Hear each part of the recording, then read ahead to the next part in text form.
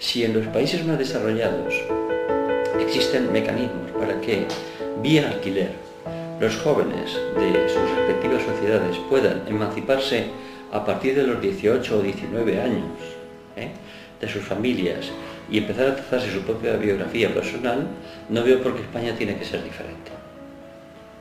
Por tanto, es un problema de prioridad, de voluntad política, de prioridad y de imaginar una nueva generación de políticas públicas que lo haga posible. Y no hay más. Todo lo demás es letra pequeña. Y yo estoy legitimado para afirmar que en España ha prevalecido la falta de voluntad política para trabajar muy seriamente un pilar esencial del estado de bienestar, que es este, que es darle pleno sentido al principio o al derecho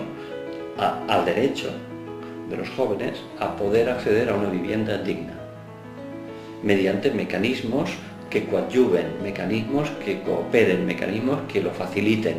Y este es el trabajo de los poderes públicos. Y aquí se optó por otro camino, que es todos, sin distinción de ideología, que es la pura y simple especulación en torno a la construcción residencial, para un segmento de demanda solvente que no tiene nada que ver con el de los jóvenes y con el de los inmigrantes, que es el otro colectivo que ha salido, digamos, perjudicado de este proceso. Con lo cual, esto es lo que explica esta paradoja. Nunca hemos tenido tantas viviendas construidas sin vender y nunca tanta población con este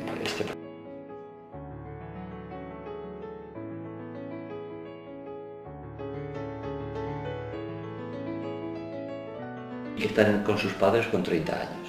Esta es la realidad. O jóvenes que ya tienen empleo en España y que tienen que seguir llevando vida de estudiantes, compartiendo cuartos. Este es un fenómeno bien interesante y bien curioso, con lo cual tú estás impidiendo que esos jóvenes de menos de 30, 31, 32 años puedan trazarse su propia biografía personal.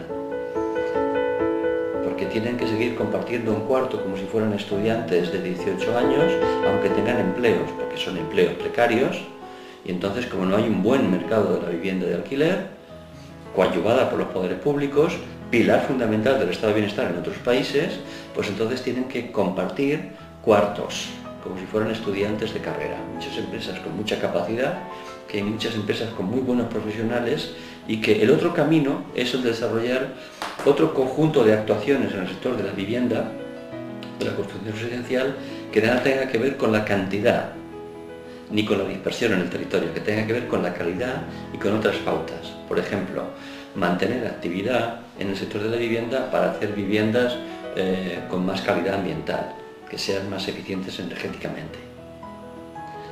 Porque eso tiene que hacer el sector de la vivienda. Hay empresas.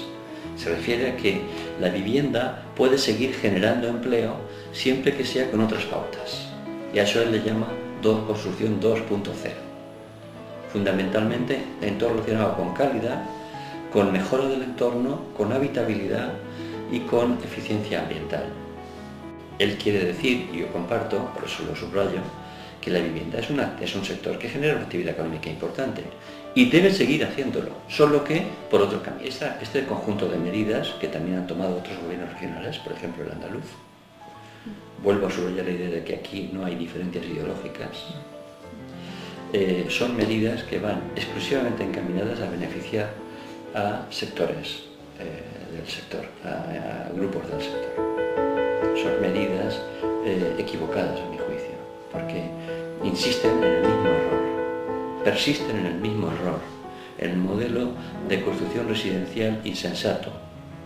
Y además lo único que hacen es intentar flexibilizar y mantener el status quo para dar facilidades a sectores que, creyendo que de esa manera van a mantener su actividad y van a seguir en el tiempo, y para dar facilidades a entidades financieras.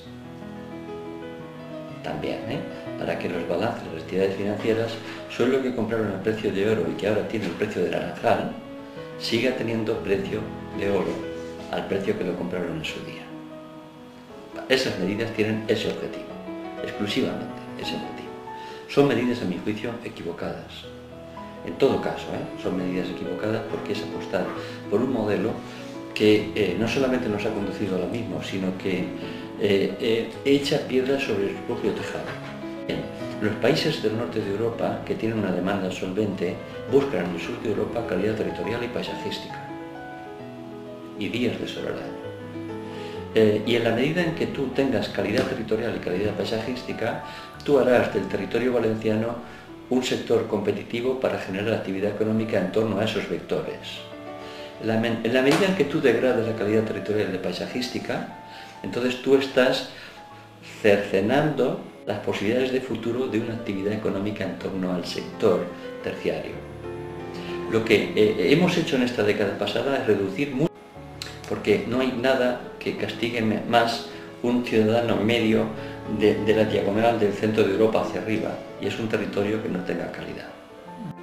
Entonces nuestro pilar fundamental de futuro será un sector terciario de calidad, donde la calidad paisajística y territorial es la variable fundamental.